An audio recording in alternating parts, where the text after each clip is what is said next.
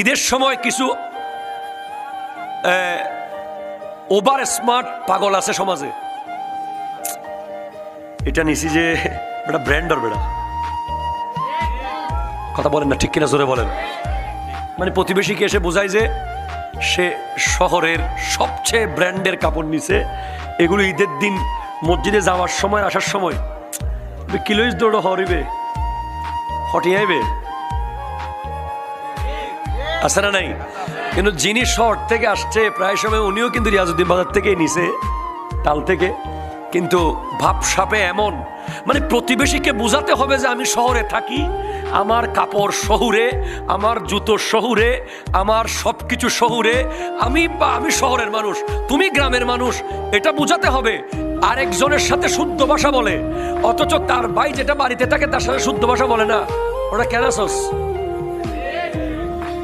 কথা বলে, আমি একদম প্র্যাকটিক্যাল বলতেছি। অথচ উনিও প্রতিবেশী, ইনিও প্রতিবেশী। একজন শহরে থাকে, একজন গ্রামে থাকে। শহরে যিনি থাকে ওনাকে শুদ্ধ ভাষায় কেমন আছো